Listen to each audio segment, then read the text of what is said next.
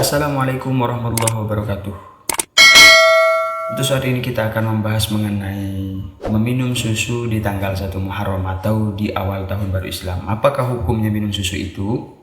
Sebab banyak orang yang salah dalam memahami sehingga mereka membid'ah-bid'ahkan. Ini tidak ada di zaman Rasulullah. Dulu Rasulullah ketika awal tahun baru Islam tidak menganjurkan seperti ini. Sehingga mereka membid'ahkan, ini bid'ah haram, tidak diperbolehkan. Apakah betul seperti itu? Sehingga mereka berani menjelek-jelekkan seperti ulama terkemuka, menjelekkan ulama terkemuka, yakni Sayyid Muhammad bin Ali Al-Maliki, yang memang seorang tokoh karismatik, seorang ulama yang terkenal alim, yang terkenal soleh. Mereka jelek-jelekkan, fotonya disilang seperti ini. Menurut mereka ini amalan palsu, ini tidak diperbolehkan, tidak ada di zaman Nabi, bid'ah, sehingga hukumnya haram. Apakah betul demikian? Sekarang kita bahas. Minum susu di tanggal 1 Muharram. Kita berharap semoga amal-amal kita, pekerjaan-pekerjaan kita di tahun yang akan datang, di hari-hari setelah ini, itu lebih baik, lebih murni, lebih bersih, sebagaimana kebersihan, kemurnian, dan kebaikan yang ada pada susu. Jadi kita minum susu di 1 Muharram itu, di tanggal 1 Muharram itu, harapannya adalah semoga kita mendapatkan kebaikan sebagaimana kebaikan yang ada pada susu. Itu dalam Islam diistilahkan tafa'ul, berharap baik. Apa itu tafa'ul? Itu al-kalimat thayyibah, kata Rasulullah. Kalimat yang baik atau ungkapan yang baik, prasangka yang baik, ucapan yang baik, harapan yang baik, itu namanya tafa'ul. Lalu harapan yang baik, tafa'ul, kita minum susu untuk tafa'ul, itu apakah dilarang? Jelas tidak dilarang. Apa ada hadisnya? Banyak hadisnya.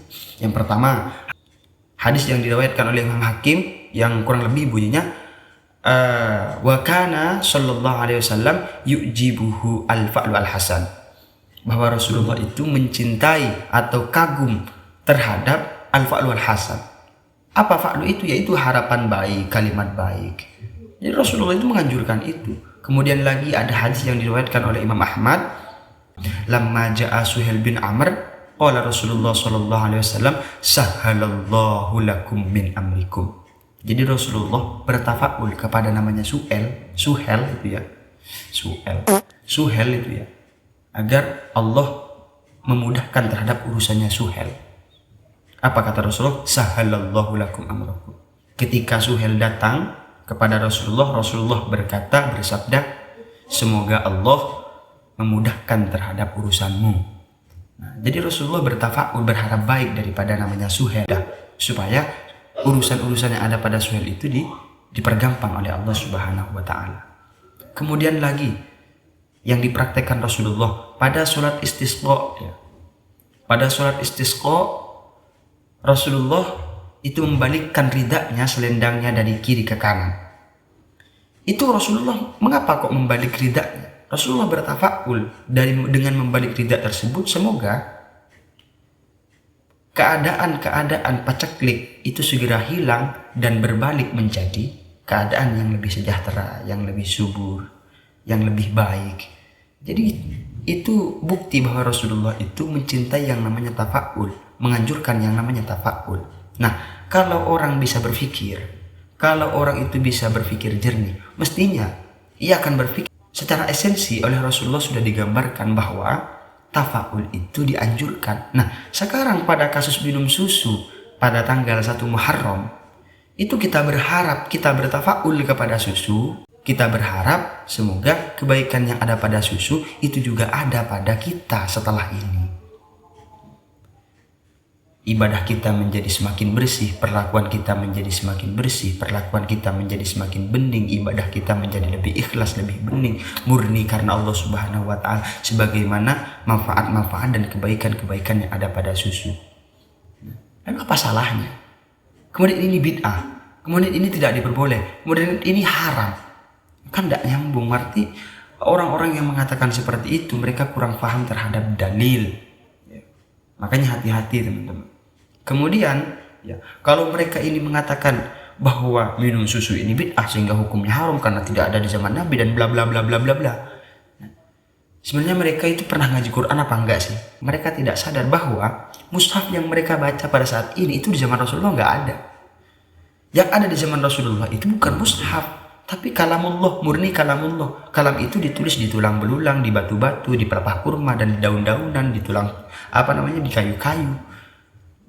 Jadi belum ada mushaf yang bentuknya buku seperti saat ini, belum ada. Mushaf itu dimulai atau dibentuk, mulai dibukukan. Quran itu mulai dibukukan, dimulai pada saat Khalifah Abu Bakar. Masanya Khalifah Abu Bakar, pada saat itu Rasulullah pastinya sudah wafat. Pada saat itu banyak ahli Quran yang wafat ketika di perang Yamamah, sehingga Khalifah Umar atau sahabat Umar itu khawatir akan hilangnya sebagian teks-teks Al-Quran, sehingga berinisiatif untuk membukukan Al-Quran itu. Akhirnya dibukukanlah Al-Quran mulai dari masanya Khalifah Abu Bakar, sehingga menjadi sempurna pada masanya Khalifah Utsman bin Affan yang disebut dengan Roms Utsmani. Jadi kalau mengatakan ini bid'ah, seharusnya Quran yang kamu baca itu juga bid'ah. Kamu nggak pernah baca Quran berarti. Ya tulis aja tuh Quran di tulang-tulang itu. Kalau kamu mengatakan ini bid'ah, kalau kalian mengatakan ini bid'ah. Jadi ini nggak bid'ah ya. Ini anjuran kita harus berpikir lebih jernih, kita harus berpikir lebih luas, karena Islam itu luas, Islam itu rahmatan lil alamin. Jadi jangan sedikit-sedikit bid'ah, nggak baik. Oke? Mungkin sekian, berlebihnya maaf. Wassalamualaikum warahmatullahi wabarakatuh.